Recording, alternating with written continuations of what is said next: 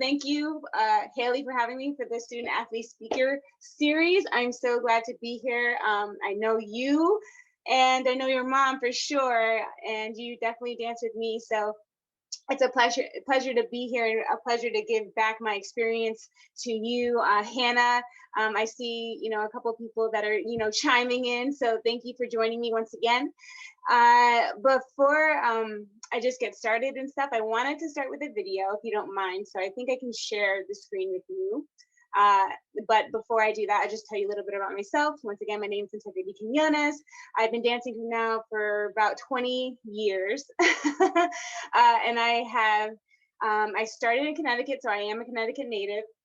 And after that, I grew up in really stressful environments, stressful situations. And I found dance as a way to give me some great therapy. So we all have different types of therapy that we do. And, whether you're doing a sport, whether you are an artist, and you like to paint or you like to read, everybody has that different type of outlet for them. But initially, I transitioned from being in these stressful environments, growing up in, the foster care system, and I needed something to keep me grounded, to keep me stable, to keep me focused, right? And committed and not distracted with all my thoughts, because there's a lot that we think about in the day-to-day. So from that, I went to a whole bunch of different sports besides dance. I did track, I did cheerleading, I did gymnastics. I tried basketball, but they said, I was too hard on the defense. So I didn't know my boundaries. So I chose dance because dance just literally helped me discover who I am and find my own personal voice. And from that, I had tremendous opportunities, tremendous friendships. I learned about teamwork and building a skill set. And then later on down the line, I learned how to teach. So without further ado, I am going to show you the video, a little bit what I do. In here you see, just little snippets. I had the amazing pleasure to, dance with people like Madonna, be in Step Up 3D, dance with Anderson Silva from the Blackest Show, and where we were on VH1, and I had to play an old lady that could do windmills in this old church going suit.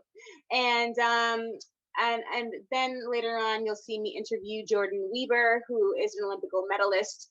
And we discuss a little bit about the Olympics moving forward. So here we go. I think I got this. Let's see. I'm sharing the screen. I've had practice, so. All right. Share sound. Okay, yes. Share. And I'm starting from the beginning. And I think, hold on, let me make it bigger for y'all. Here we go.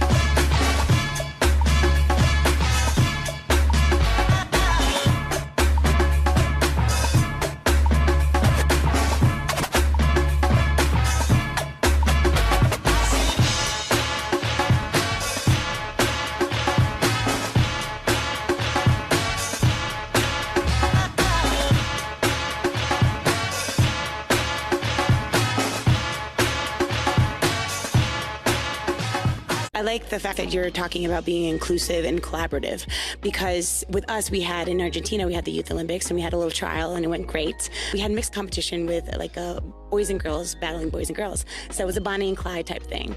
And it was very, very exciting to see because both people were from two different countries and trying to work together and make routines and all that stuff.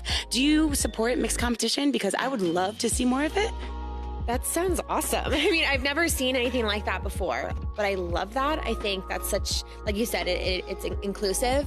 It involves both genders. It doesn't have to be so separated. And I feel like sometimes with men's and women's gymnastics, it feels like two entirely different sports because, you know, obviously there's biological factors, but there's also, we have an entirely different code of points. We have 4 events, they have 6. It's just different. And I think, you know, that again is another opportunity to get things equal and to involve both men and women on the same playing field. Alrighty. So let me figure out how to stop this thing. I think stop. All right, cool. So thank you for watching. I saw Miss Jennifer kind of smiling a little bit because I know she saw maybe Nicole or something in there. But yeah, so just to give you guys some entertainment while you were watching a video. But first and foremost, I would like to offer up in the chat, if you can, somebody in the chat, if you have been somebody who has joined any type of sport to keep you focused and engaged, put a 1 in the chat. And if you are a person that joined a sport because you found it was a way to keep a therapeutic approach to it, put a 2 in the chat.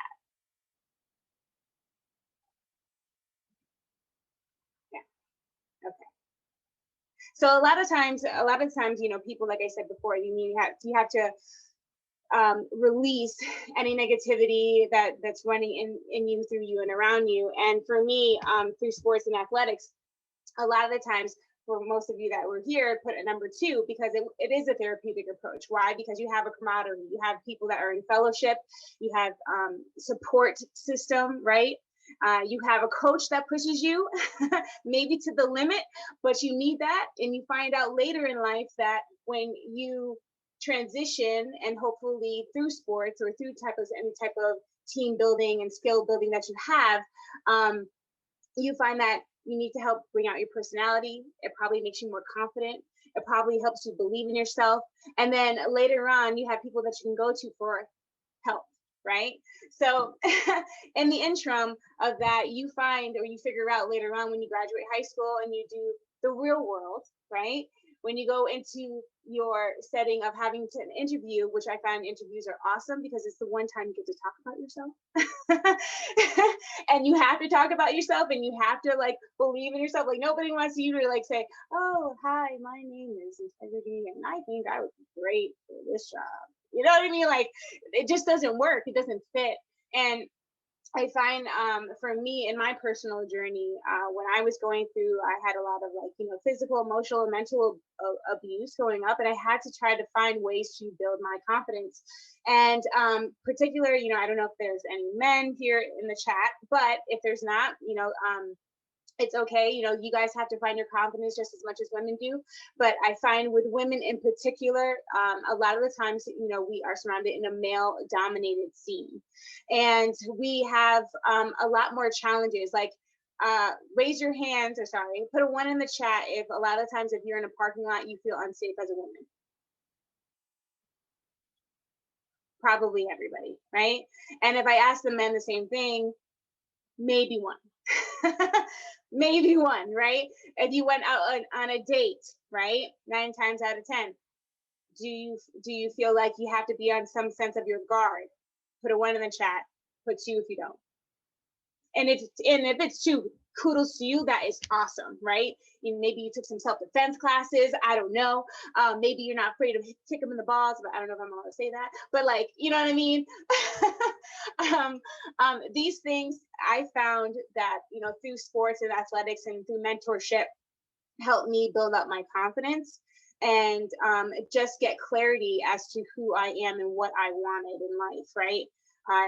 A lot of the times, if you do any type of activities like I did with B-girling or breaking or dance, and I'm going to read in, there's some people said some things, but I'll read in there, trust me, I'll get to your questions or whatever. But what I found through dance was that I was given permission, keyword, permission to feel. I was given permission to be sad. I was getting permission to be happy and explore all those different types of feelings and emotions that I probably wouldn't have, probably wouldn't be able to sort out on my own. And as a B-boy, as a B-girl, or as a dancer, I felt like it was an alternative ego, right? I have this confident person you see dancing and you see moving. And Hannah, I think I've seen you dance before. I think you've been a part of UGC. I don't know, you look like it, but am I wrong? Okay, okay. I'm just saying, she looks so familiar.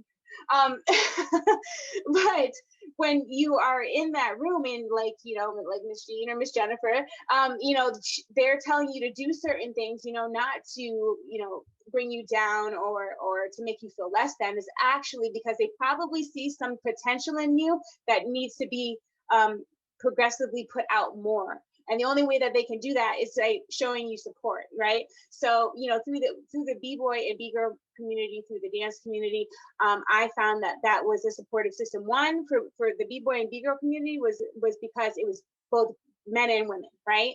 So I wanted to be just as good as men. I thought I could do everything and anything, you know, and they were super strong and I wanted to be super strong too, right? And then dance, it was the other thing. In the dance, it was more about being able to express a certain type of emotion that you were feeling, so you don't look like a deer in headlights when you're on stage. Yeah. So, those two avenues allowed me to, one, be able to think in my mind. So if you are a person within dance, right, and you're allowed to finally express those emotions or those feelings that are hindering you, you get to actually have the open conversation. Yeah, the open conversation thing. I say, okay, I'm really stressed right now. What's going on? Where is this coming from? Right. And then you start talking about, okay, well, today, you know, I don't know, it could be like, I got in an argument with a mom this morning and it really got me upset. And, you know, I didn't like how that felt, you know, but maybe she had some things that were right and maybe she had some things that were wrong, whatever. Right. So we find those in our head, and then we're able to sort it out. And then the things that seem as stressful become less stress. So my journey growing up, you know, being in stressful environments and stuff, I had to make a choice, and I made the conscious choice to be a proactive person. I didn't want to be on my circumstances. I didn't want to be where I came from. I felt like, you know, I'm limitless, and so are you. Yeah, the limits that I set are the ones that I make up myself. Nobody else. Yeah. And so I have the choice to either, you know, choose to do what I want to do or to not do what I want to do. It's all up to me at that point, you know. So for me, like, having this encouragement and having this camaraderie here, like, I just felt like it was an opportunity to talk to young people that are in sports, you know, that maybe even find it overwhelming to manage a sport and also do their homework at the same time, or manage their sport and do college college interviews, or looking at different classes and things like that. You know, we're all going through the same thing, but we need to know that the conversation is a safe space. It's okay to feel these things and have these different types of emotions. So after I was growing up in those stressful environments, I immediately went to like 8 different foster care homes, I think. And then finally, I made my way to Danbury and went to public schools there. I found cheerleading, and cheerleading taught me about gymnastics. I thought it was free. I could dance, I could cheer, and cheer is all about happy place, you know, SUCCXS, you know, like, I'm going to be successful, all those type of things. I get to cheer people on. I was like, oh, I get to travel. This is great. I'm going to do that, you know. And I had a coach who pretty much said that if you had a boyfriend, you had to do extra of everything. Shout out to Mr. Best. And I was like, no, y'all could have boyfriends. I'm going to have a boyfriend. I'm going to be focused. Yeah. So that pretty much kept me, you know, on a straight and narrow path growing up. And then I found United Outcasts. And United Outcasts ended up being my crew with some of you guys know Trinity, or AKA Nicole Whitaker, who ended up being my best friend for a very long time. And I found that in this male dominated scene, I had a female that was very supportive of me, you know, that was going to push me, that was going to motivate me, that was, you know, that had a different perspective, because I think we all have our thing 1 and thing 2. I always say Dr. Seuss. There's a Dr. Seuss thing 1 and thing 2 in your life somewhere. There's an angel on one side and a devil on another. There's, you know what I mean? Like, there's somebody talking to you, trying to get you to think a little bit for yourself, but also make your own choices for yourself too at the same time. And I think both are equally as important. It's just the hard part is to shift out, what is your voice? That's the hard part, right? Who am I? What do you want? What do I dislike? You know, and how can I get to where I want to go and be who I want to be, right? And it only comes down by asking those questions and asking them daily, yeah. And getting real and honest with yourself. If you're lazy, you're lazy. Okay. If it's hard for you to wake up in the morning when that alarm goes off, you know, maybe doing a countdown, 5, 4, 3, 2, 1. And I'm thinking about like a blast off, like, you know, like NASA's coming, like I need to get up, like this day is about to go, because each day and each second that we wait is the second opportunity for us to be, to I guess you could say, it's going to be less for us to achieve our goal, right? So I'd rather take one step forward and not care about what other people think and do little by little and feel accomplished than do nothing. And I think that's the thing that helps you with sports, right? Like you're practicing every day. You might have a good day. You might have a bad day, you know, same thing in dance. Those are the things that I had to face with when I was growing up, because I could have easily thought, you know, I'm in the foster care system. I was abused. I was neglected. I didn't feel supported. You know, I could have made those conscious choices, but I will guarantee you, there is at least one person in your life that is encouraging. And if there is not, there's another solution. Find them. And that's, you know, and that to me, later on down the life, you know, I don't know if you're in high school or college or wherever you guys are at right now, Miss Haley, but I will say that it's taking accountability first for your actions, right? About yourself. And then the second thing is, you know, not expecting everybody to come to you. You have to take initiative if you want things to happen. If you want to be in a certain place or a position, I had to, after high school, after graduating, you know, after being in those circumstances where, you know, like I said, being, you know, physically abused, mentally, emotionally, and, you know, being in environments with these different homes, different families that I didn't know.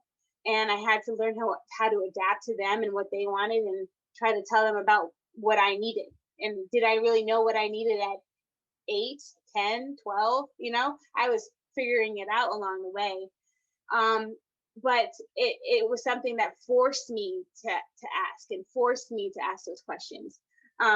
And so when I got into college, I happened to be in the system, and I chose to stay in the system. And if you guys don't know what the system is, it's we call it the Department of Children and Services, so DCF for short. And they paid for my college, and they helped for all the schools. So I was able to go to something I dreamed. I watched Broadway Dance Center, and I think the movie is called Center Stage. I watched Center Stage, and I saw, and it said Broadway Dance Center. And I don't know anything. I just knew I wanted to be there. So I ended up getting into Marymount Manhattan College. And the only thing I wanted to do, yes, I was a communications major, but I wanted to take class. That was it. And I took class, and culture shock. Oh my gosh, everything's in fast pace. Everybody's super focused, and like you're meeting all these different people, and everybody has a different personality. Some people are more outgoing than the others. Some people are just more relaxed when they're in ballet, you know, and it's just all these different feelings and emotions running through your head. But you're like, I don't want to mess up. I gotta know this routine. And then I had literally teachers, shout out to Neil Schwartz. I don't know if you guys know him, but Neil Schwartz would point to me, and I had to do it by myself. I had to perform the routine by myself. And there was one time where I actually said, I'm so sorry, no, I don't feel comfortable. And he told me if I ever did that again, he would make me perform every single time I took his class. And I was just like, in the room with dancers that danced for, you know, Michael Jackson and Janet, and just like super intimidating. But I had to kind of get outside of my head, my comfort zone, mainly my comfort zone, right? And that's where I told you, what I'm teaching to my teachers, what Miss Jennifer's teaching to teachers, what Miss Jean teaches to you, you know, it's all like, it comes back full circle, because honestly, we're teaching ourselves. And that's just the reality, you know? Like, you know, if you've been in class, I'm sure, you know, you're like, wait, you know, wait, Miss Jean, wait, you did that on the one and then the two, you know, you met it, it was supposed to go the other way around, or, oh, you're supposed to be on your left or your right. And like at that time, you know, for me anyway, as a teacher, I'm like, listen, you know the steps. Listen, I'm just here to help you, and you're gonna figure it out. I don't have to tell you everything. I was like, kudos to you for figuring it out. In the same way of like, kudos to you for getting through life and making it this far through COVID-19. Yeah. So moving on from that, after Marymount Manhattan College, I decided to go. I went to Housatonic Community College, and I did dance. I got my dance certificate, and I ended up getting into an agency called Block, and I got to Block NYC, which was the biggest agency in New York. And I auditioned for Step Up 3D, and I got the part. And my dance teacher pretty much told me, she's like, look, school's always going to be here. She's like, you're doing exactly what I want you to do. You might as well go do that, you know, because your body it has a limit. There is a limit to how much you can do to perform at a high level. So, moving away from that, I, you know, started, you know, being a part of Block. I did Madonna, I traveled, I toured, I did a whole bunch of different things. One of my favorite things that I could say that I'm proud of is I got to do, it was the VH1 Mother's Day appreciation. Why did I love that? Because I was in a church when I performed. We did Mama Say Knock You Out, well, his version of Mama Say Knock You Out. And I got to watch church clothes, and I got to break dance in a church, you know, woman's outfit, but I didn't need a double, you know, I didn't need somebody to fill in for me like Flashdance, you know, where Crazy Legs had to fill in for that lady who did like a backspin. I don't know if you know that one movie, but it's there. Okay. That was a guy, that wasn't a female. So, and I got to do it around like some of the most amazing people that I respect and admire, like Will Smith and Jada Pinkett and her entire family. And I got to meet Alicia Keys and the Boyz II Men and Alicia Carl, you know, like just all these amazing, incredible people that I'm like, wow, like I deserve to be here. You know, like God gave me this opportunity, and I'm so grateful for that. But the question that I had to ask after that was, okay, when you're done and doing all this, what's next? What's next? Like, what's for you? And after that, I made Integrity Emotions. I said I had to make a business because I had an audition with a great choreographer. Her name is Rhapsody James, and she choreographs for like Beyonce. And I remember going in there, and they're like, girl, like change what you have on. And I'm like, what? I'm like, they're like, you know, show your body, like think Beyonce, like, you know. And I'm like wearing these like hip hop clothes. So, you know, I do the audition, and the audition, you know, they had us do, thank God I paid attention to theater class, because they were like, oh, you know, you guys are going to go on the first 8 count. You guys go upstage, you guys go downstage, you guys hold for the first 8. And then everybody ends on, you know, on, after 12 counts, then everybody comes in and does a choreography together. That's how quick it was said. And I was just like, okay, first of all, some people were messing up because they didn't even know what upstage and downstage were. Okay. And thank God I didn't have to go first. But when I did go, you know, I showcased, it was Michael Jackson, I'll never forget it. And I just went in, and then they're like, okay. And then the next day, you know, I had a girl come up to me and they're like, you did such an amazing job, but tomorrow, make sure you dress like a girl, like, you know, dress sex. It was so weird, right? Dress like a girl. I'm like, I am, but okay. So after that, I was like, all right, cool. So I, you know, wore like a bustier, like, you know, like kind of like Selena, you know, like bikini top. I had a little jacket over it, had a little high waist, you know, and I felt so uncomfortable just stretching in front of these guys, you know. I took a shot. I remember I took a shot, like, well, of course, Trinity said, take a shot, it'll make you feel better. And I did, and it kind of did. And then we had to do partner. And and then we had to perform by ourselves, and then we got to hear each other's stories. And then where I failed for Motivate Excellence was the interview. And the interview she asked, who are you, what do you want, what makes you better than anybody else, why should I choose you over anyone else? Remember, I told you the greatest time you get to talk about yourself is an interview, and I found myself naming all of my flaws, all my weaknesses, instead of all of my strengths. And I was just like an aha moment. I said, you know what? I was like, these are really good questions and I really need to sit with them. That was my honest response. But I say, in terms of feeling better than anybody, I don't believe that I'm better than anybody else. I feel like I have something to contribute. I feel like I am a leader. I feel like I'm a team player. I feel like I'm here to learn and grow. I was like, but I feel like through any type of process, any type of self-evaluation process, that you're always going to be learning something about you. So, and she respected what I said, but I didn't get in there. But all those people that I was a part of, like all those, they became my friendships. Yeah. And they became people that I networked with, and that guided me into another place. So fast forward, I have Integrity Emotions. I'm dancing at the studio, I'm teaching, and Integrity Emotions forced me to, create something on my own. And that was something that I wanted to move and empower people through dance education and entertainment. I wanted to focus not so much on dance and the steps, although I love dance. I wanted to focus on the fact that it's about movement and mindset. Whatever you believe about yourself, whatever you feel is how you're going to move. And this transcends everything, whether your work, your friends, your environment, your sport, whatever it is. And COVID hit. And when COVID hit, I had to create a virtual online class for my team. I had to figure out, through one of the camps that I work with, actually is an Olympic camp run by John Rothersberger and McCready. And they have people like Nasty Lukin, Simone Biles. They come in, they talk to the kids, and they let them see that they're humans. They're humans teaching other humans. They get scared of bugs. They fall on their face, and you can do it too. And I became the director after like 10 years of the dance program there. They have about 300 kids a week for up to like 12 weeks. But then COVID hit, and so they had to go half capacity. And they're like, Integrity, what can you do for me? And I'm like, okay, I'm gonna figure this out.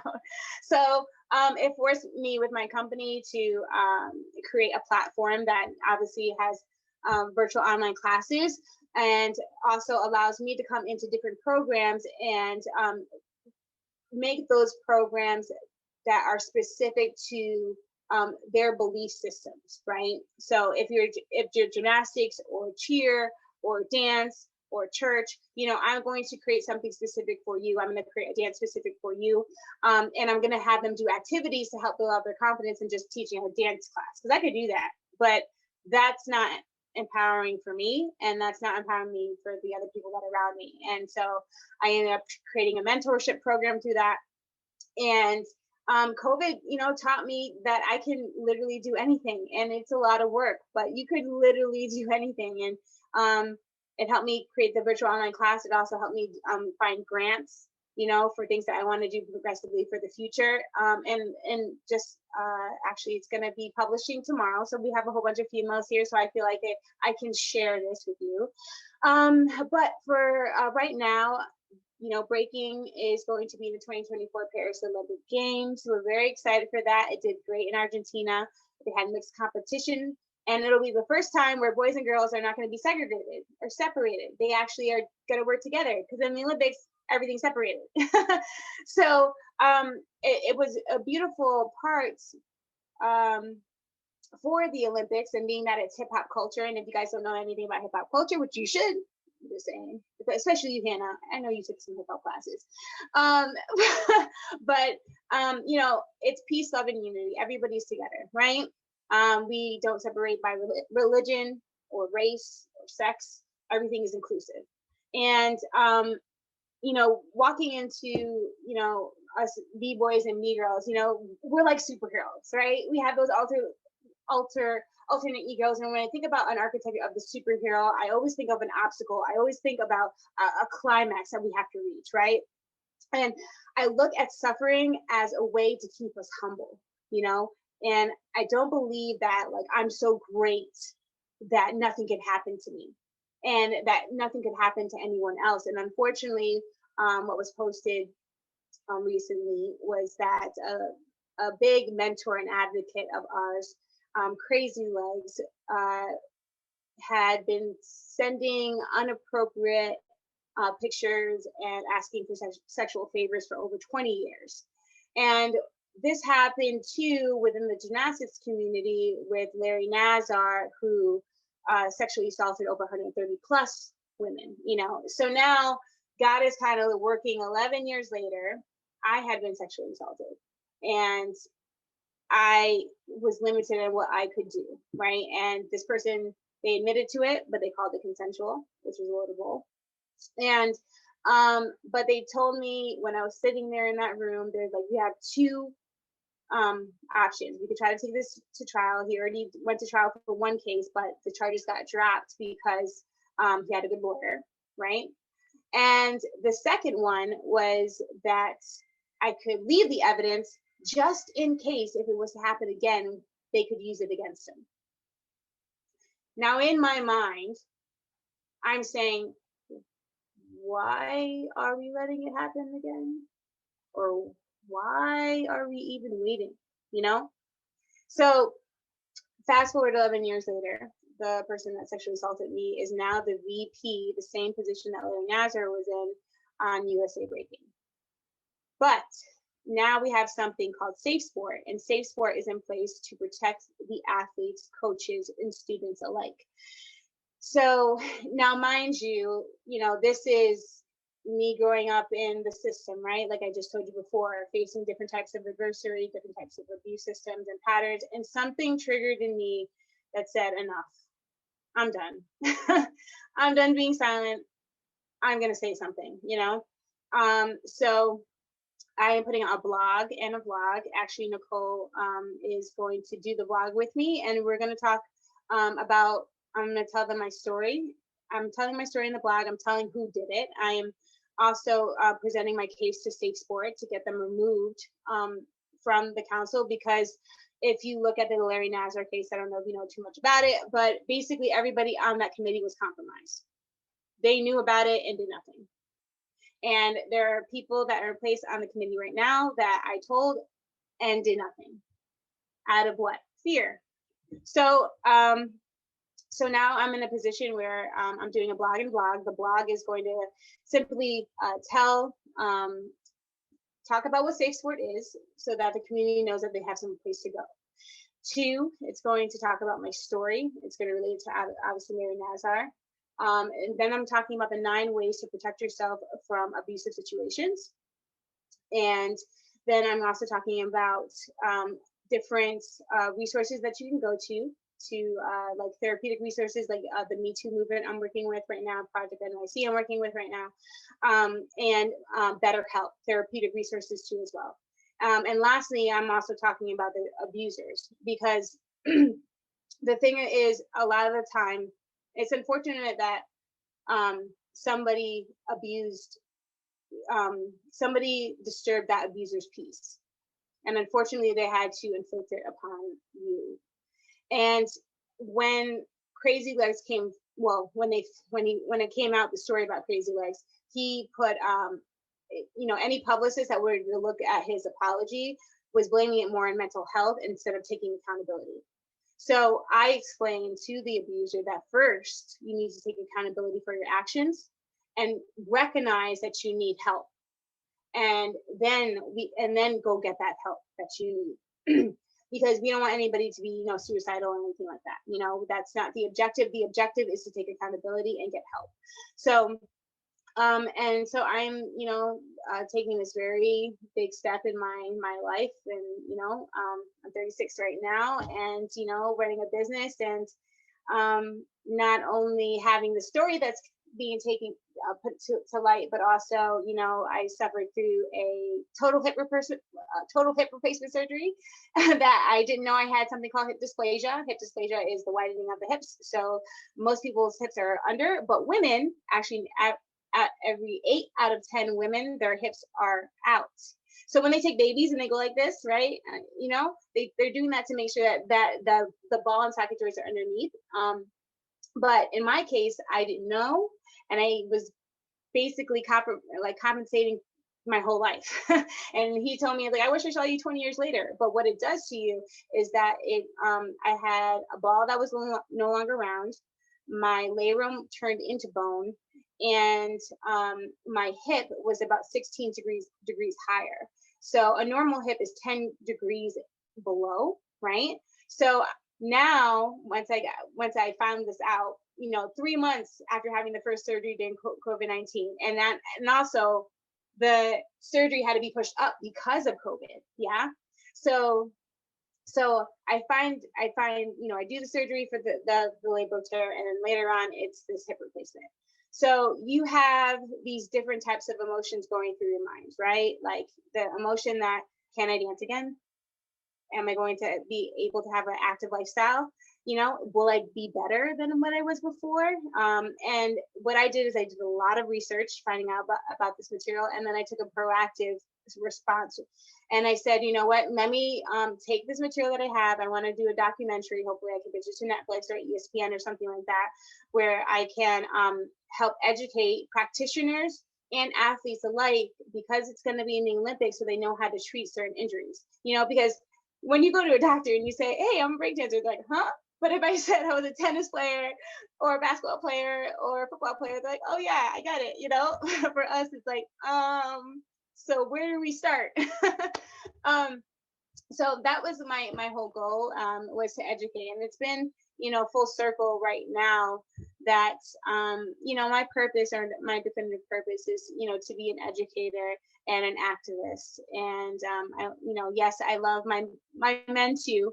But, I have a soft spot for my women. It's just how it is. We are in a movement as athletes, especially as athletes, where, we have an opportunity within the community to have equal pay, where, right now in soccer, they're fighting with the men because the men are getting paid more than the women. Why? They're doing the same sport. They're putting in the same hours. The only thing is maybe popularity, but still, does that make it right, or do we have an opportunity to change it? So, that being said, I guess my whole thing for you guys, I just wanted you to know that you are limitless, and the limits that you set are the ones that you set for yourself.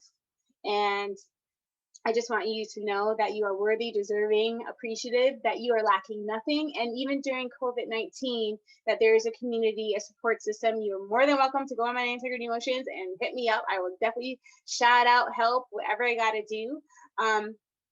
But I know that it's about inclusivity, and it's about knowing your worth and your value. And you always have to remind yourself of that, because it's so easy to tell yourself that, it's so easy to focus on your circumstances, so easy to, or forget to wrap yourself with grace. Give yourself a little pat on the back, like don't be so hard on yourself. Life is hard right now in COVID. Okay. And I just want to encourage you that there are different advocate groups and different people out there, and that are there to support you in what you want to do, and whatever setbacks you have, that you can definitely push through those things, and that you don't have to do it alone. And yeah, so if you guys have any questions for me, if you guys, thoughts, please let me know. I know that I wanted to kind of look at the chat real quick, because I'm so sorry. I was like talking. Similar situation in Taekwondo. Yes. And dance was definitely therapeutic for me as a kid. Later, and then you said that you took Taekwondo and became a skill for me to learn and refine, but I found it was always therapeutic. I guess, before you guys have your questions, I want to know some questions for you. Is what place are you at in life as an athlete, trying to, I guess you could say, what is your goal as an athlete? moving forward in COVID-19 for you? I guess I'll start with Hannah.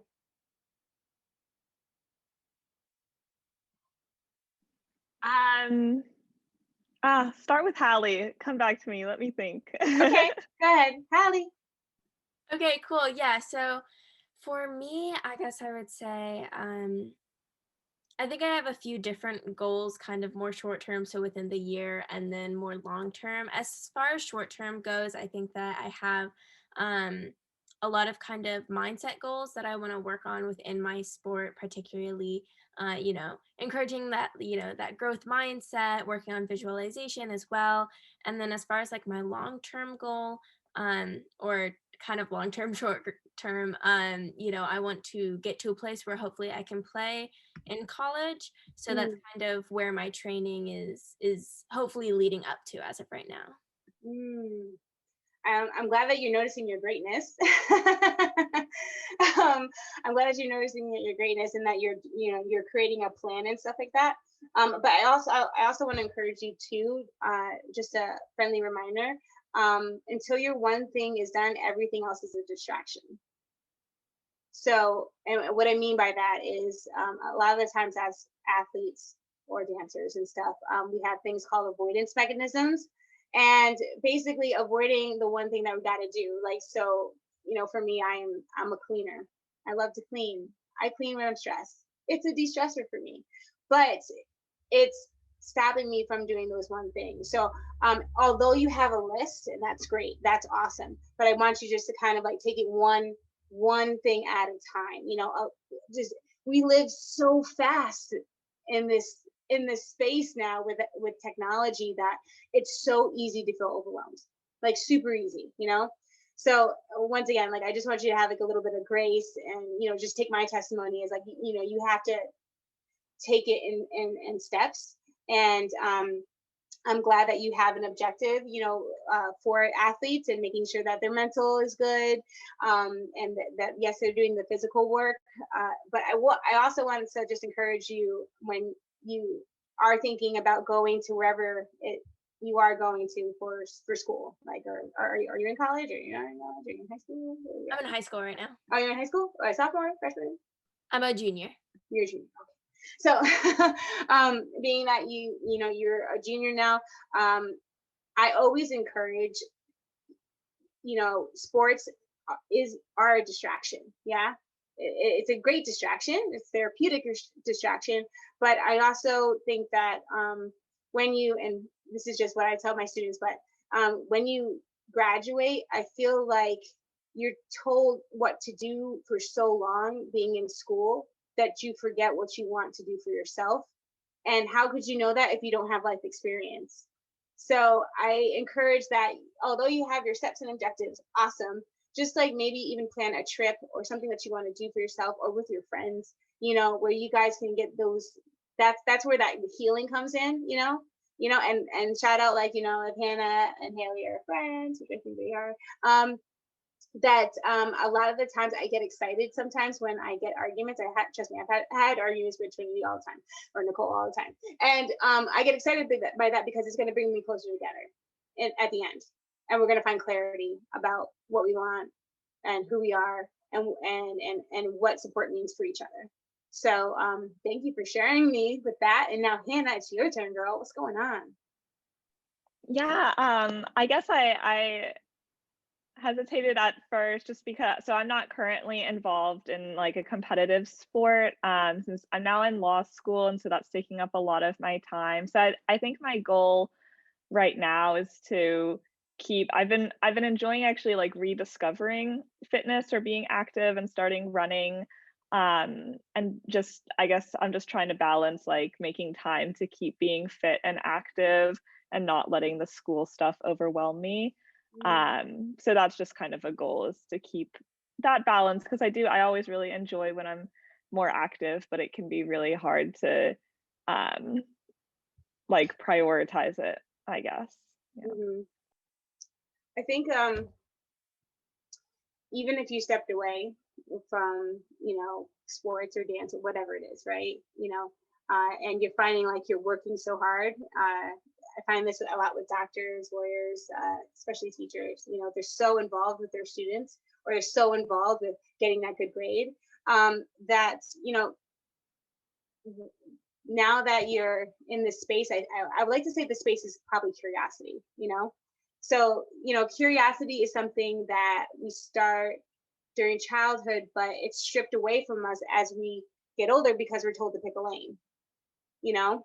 And I feel like if you're, now that you're in that curiosity, you know, stage, it's actually going to it's going to make your work better, progressively better. You're going to be able to manage more because you're finding those curiosities or those things that make you happy and that you want to do. So I encourage that. Keep doing that, you know, because it's just so easy to fall in like, oh, I'm an adult now and I got to do adult things. Listen, I am a big kid. And if you, like, I find my happy place with kids, but a lot of the time though, or like my, you know, Jennifer mentioned Taekwondo. Taekwondo is amazing. Any type of karate, self-defense is huge, huge, because it keeps you focused, it keeps you committed and consistent. Consistency is key. KISS. My dad always tells me this. He's like, keep it simple, stupid. So he's like, you know, keep life simple, stupid. And the same thing, you know, it comes to you being a lawyer. The lawyer is maybe because, and this is just a guess, educated guess, but because you want to help people, you know, because you want to speak up for people that maybe don't have a voice. Or know the law because you want to help people understand their rights, you know. But at the interim, then there comes that self-love, yeah. And that's why I always say, you know, until your one thing is done, everything else is distraction. For me, when I get up in the morning, my first thing is gratitude.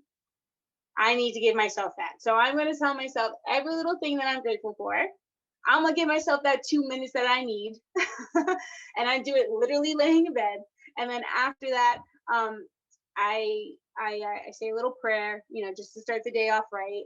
And then after I start my prayer, I usually do some type of physical work, you know, something to get my endorphins going, something to get my head out of like feeling tired or whatever it is, you know. Cold water on your face. I always drink a glass of water, just to get the bowels moving and everything. So for you, I definitely, actually, Pamela, I'm gonna put this in the chat. Her name is, I think it's Pamela. Let me look it up really quick. I'll get it for you guys so you have it. But she's on YouTube and she has like 10-minute videos.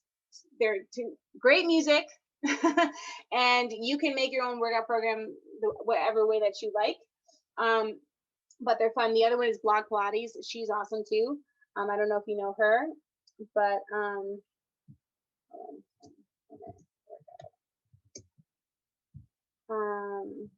yes, Pamela Reed is her name. I will put it in the chat. Okay.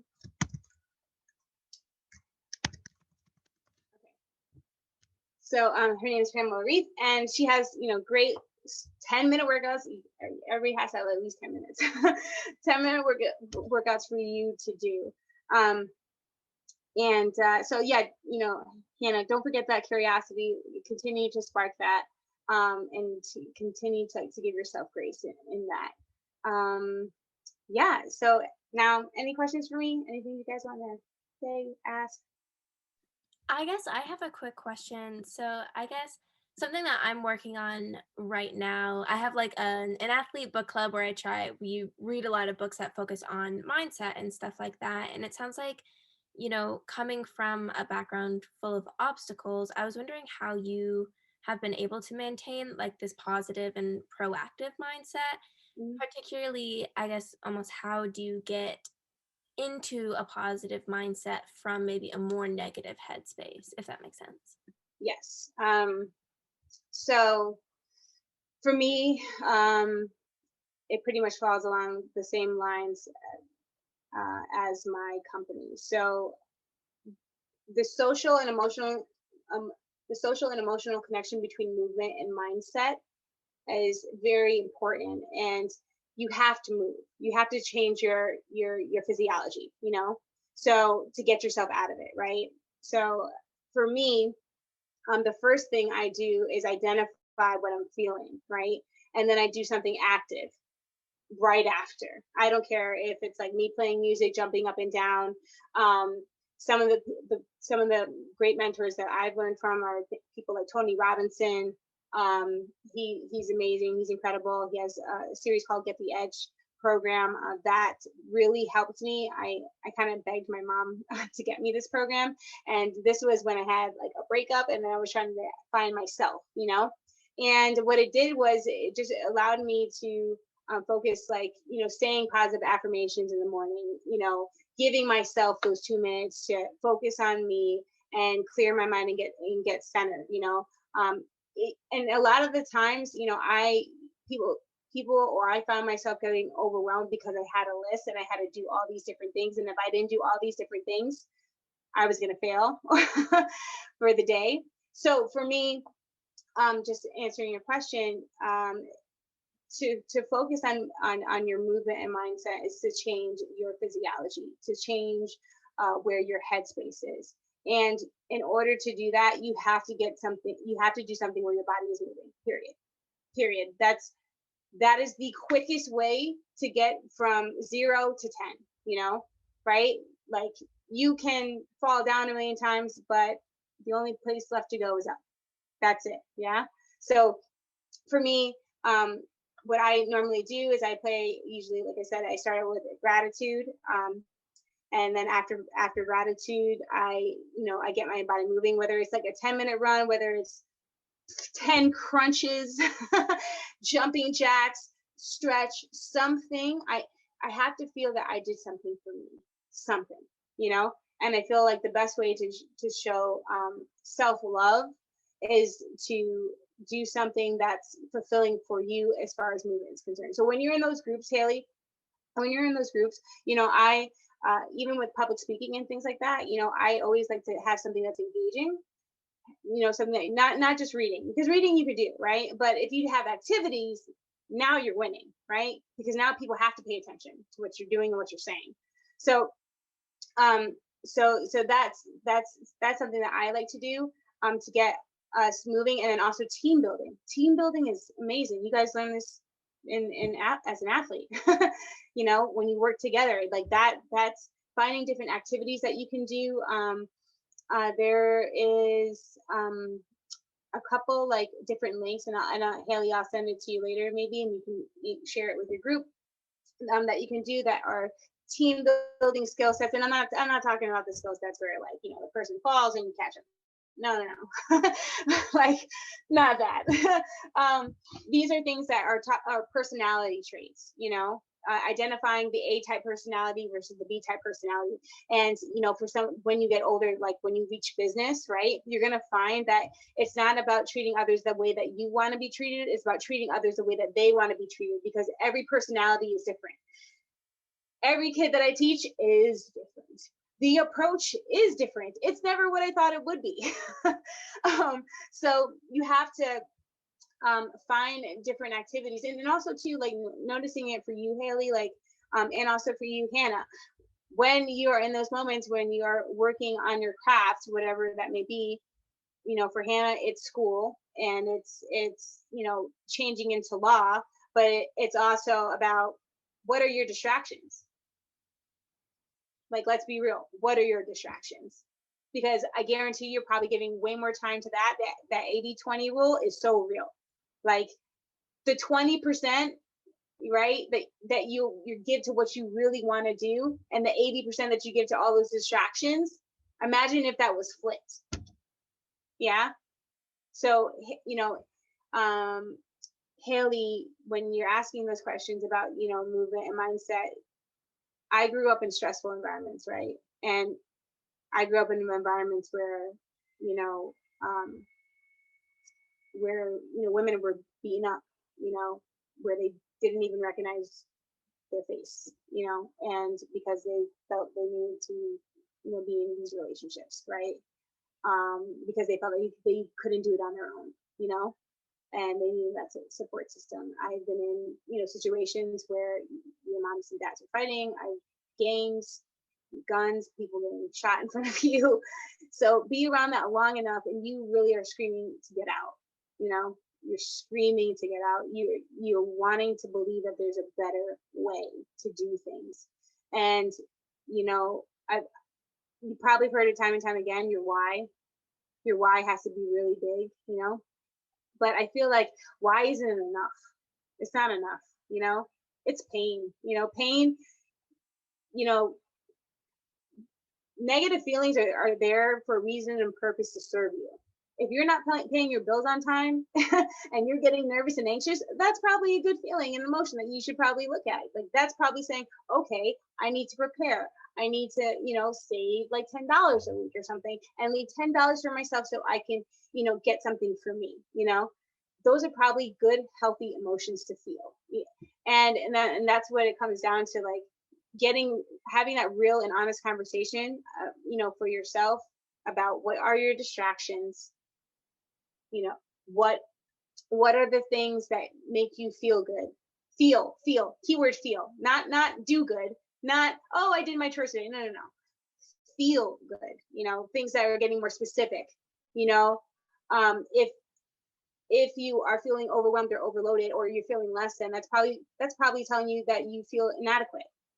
And okay, somebody tell me, what's the best way to cure inadequacy?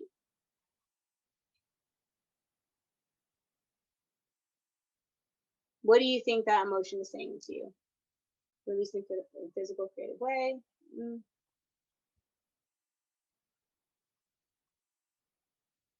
You're welcome, Haven.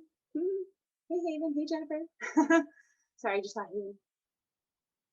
Anybody know? Want to take a gander? Okay, so inadequacy is just saying that you need to do something in your craft, right? So you probably want to do something that's towards it, right? If you feel that you're not, you know, somebody's better than you at work and you're doing other things instead of the thing you need to be doing, that's inadequacy. Yeah. So you probably need to do something towards it. Even if it's one thing, that one thing is going to make you feel way more accomplished than just sitting there doing nothing. Yeah. So that's what I mean by identifying emotion. So to answer your question, once again, it's about movement and mindset. Your mindset first. Mindset is everything first. So what are you feeling in the very beginning? Get real with those emotions. Some people journal, some people write, some people do affirmations. Whatever works for you, do that, you know, but it has to be something that you're talking to yourself. Yeah. Albert Einstein was brilliant. He talked to himself all the time. I'm crazy. I know that. But I feel people that are normal are weird. I'm actually afraid of those people. I'd rather be crazy than be normal, right? So I would say, you know, your mindset is first. Get real, get honest with yourself, and then movement. Do something that's for you, whether it be some type of physical activity, dancing, teamwork. Take your girlfriend, I don't know, get a Starbucks and say, you know what, I'm gonna get a Starbucks and then I'm gonna work this thing off through dance. You know, be counterintuitive. Who cares? You know, get a dessert and then go work it out afterwards and feel just as good.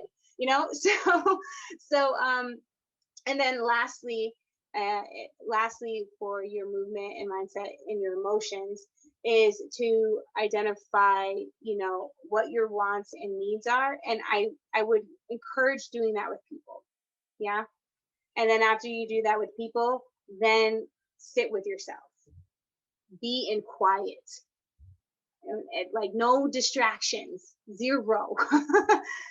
Take a walk outside. I do not care what it is, but it like God created this beautiful world, and there's so many different things in it. And if you're a believer in God or have faith or whatever it is, whatever you believe in the divine, I feel like it's all about balance.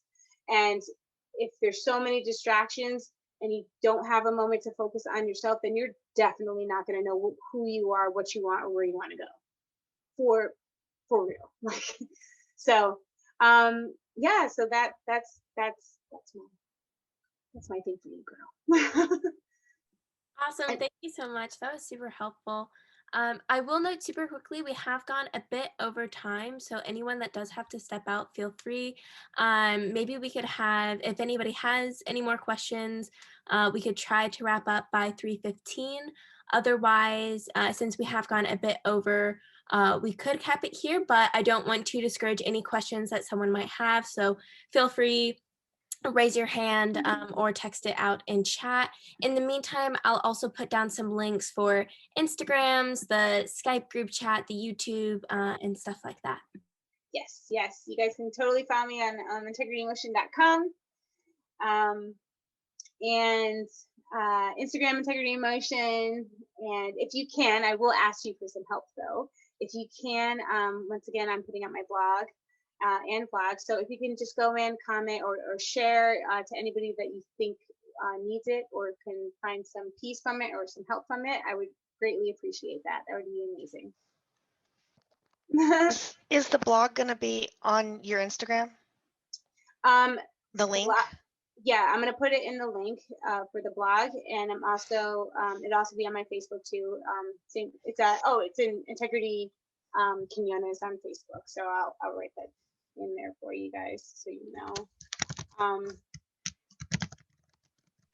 Perfect, and I will definitely share that on the speaker series Instagram so everyone can see that. It sounds like a really great project that I'm excited for. Thank you so much, and thank you so much for having me and creating the speaker series. I love it. Continue to do this because I'm sure listen, even if there's 5, 4, it doesn't matter. You know, as long as you're helping at least one person, you're doing a great and fantastic job, girl. So thank you everybody up here, Allie, Tisha, I see Jennifer, Haley. I said Haley already. I love you all, and it's so good to see you, Integrity. You and Nicole give each other a hug from me. I will. Your mama is so awesome, Haley. I love her. She's amazing, and I miss dancing with you for sure. Me too. When you were talking about college, I was remembering our modern dance together. Yes. Remember we did some of that? Actually, your mom gave me some great advice. You know, she gave me some great advice when I was trying to decide whether to go back into college to do more dancing. But you know, she kind of like said, she's like, girl, you're already doing it. You're doing it. You know, like if you took classes, you know, there's like courses that you could take, but not necessarily going to college is like the only route. Like you can literally take, you know, Martha Graham, you know, a conservative like class that can, you know, have 3 weeks to show you like different modern techniques, and you can put it into dance education, you know. So she gave me some great advice, and that helped me a lot when it came to making my own choices in life. So yeah, she's awesome. Love it. Well, you're a really good example of learning while you're doing, and you were always giving back. I mean, I don't think this group doesn't know you were teaching from like, I don't know, age 14 or some ridiculously young age. Yeah, remember? Yeah, take me back. I did. I learned, like I told you before, Hallie, and everybody up here, through experience. I really truly believe. I'm like, you kids get told to do what to do, when to do, how to do it, when to go even to the bathroom. And I'm like, how are you guys supposed to think for yourself? I don't get it, you know? Unless you grow up in an environment where they allow you to do that. But a lot of, you know, like public school systems, they really don't give you that choice. Yeah. So yeah, but I'm so glad that you created this, and I hope that joining us. Yeah, I hope that everybody got something, or at least a good start for their day. All righty. Awesome. Bye, guys. Thank you. Bye.